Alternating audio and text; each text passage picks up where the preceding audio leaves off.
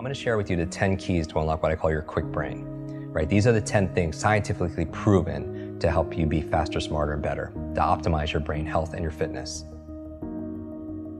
And now, every single thing I'm going to say, nobody's going to debate, right? They're going to say, yes, of course, but common sense is not common practice. So what I'm going to ask people who are watching this is to rate yourself 0 to 10. How well am I doing in this one area? Like in terms of how I'm eating or exercising or something. And then you'll notice, everyone wants to know what the magic pill is. There's no magic memory pill. They're magic memory processes, right? If everyone wants to know the one silver bullet, you have to do all of these things because that's what falls within the focal point, meaning the 80-20 rule, the 20% that gives you 80% of the results and the rewards. So really fast, the 10 keys for unlocking your quick brain. Number one is good brain food, all right? Good brain food, because you are what you eat. What you eat matters, especially to your gray matter.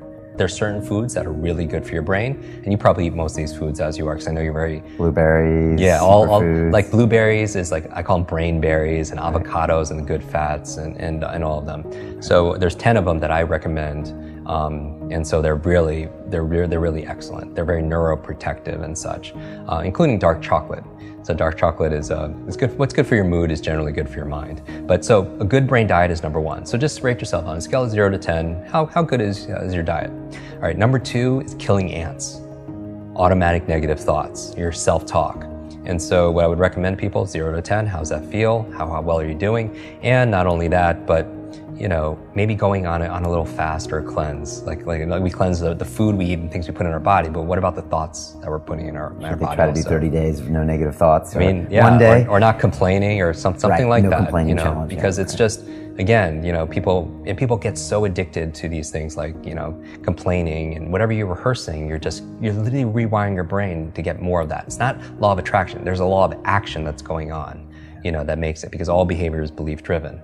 And so you're wiring your brains to be really rehearsing those things. That's why they say that the fearful person dies 1,000 times, like a coward dies 1,000 times in their mind, and non-coward, like a brave person dies just once. Because every time you're rehearsing, oh, I'm scared of public speaking, you do it over and over again, not only do you get the fear of it every single time, because your mind doesn't know the difference between something you vividly imagine and something that's real. Literally, if you were to put on a brain sensing device, the same parts of your brain that would light up if a dog walked in, you see what parts of your brain lights up, and if you imagine that dog walking in, the same exact parts of your brain will light up. So the mind doesn't know the difference. It's the most powerful tool you have is your imagination. Our thoughts are things, and it's activating our imagination. So, don't do it to rehearse your fears and the things that are negative, right? Only have thoughts of things that you want to really happen. Okay. So the third thing, exercise. Okay. People, really, we know. Number 4, brain nutrients. Omega-3s, the DHAs, the ginkgo biloba, vitamin B, B12s. And this is a subject that comes up because, a lot of people travel, they have fast food lifestyles, and, but maybe they're lacking in certain supplements. And what I would say is, I'm not a nutritionist, I'm not anything that ends on an ist, but go to a doctor, a good functional medicine doctor, have a blood test. And I say the same thing for diet. When people say, what's the best? Do food sensitivity tests. See what your blood says. Red, yellow, green. Red, stay away from. Yellow, sparingly. Green, and see how you flourish on it afterwards, right? And then test it. But same thing with nutrient profile. You can see what you're deficient at. Because if you're low on B vitamins, if you're low on DHA, then you're going to have cognitive issues, right? So supplement. 5th thing that you want to optimize your brain is a positive peer group. We know who you spend time with is who you become. And it's not just a positive thinking, affirmation quote. Literally, you have mirror neurons, and your mirror neurons in your nervous system is when you could watch a sport or watch a movie and you could feel what they feel. It's what or you have empathy for other people. We're always imitating people, right? And so who you spend time with is who you become, because you're imitating their habits, their behaviors, their thought patterns, and everything. So that's why they say you're the average of the 5 people you spend the most time with, right? If you're around 9 broke people, you're going to be the 10th, right? Like you hear these things all the time, but it's not just your biological networks or your neurological networks. Analyze your social networks, right? Because whether or not you smoke has less to do with your neurological networks and more to do whether or not your friend's friend smoke. Is going to have more of an influence. 6th thing for your brain, clean environment. We know a clean environment is good for your brain. At an anecdotal level, when you clean your desk or you clean your laptop off, you have clarity of thought, right? But I don't just mean that. I mean clean air, clean water, because there's a lot of pollutants that's not good for your cognition, right? So from there, we have number 7, sleep.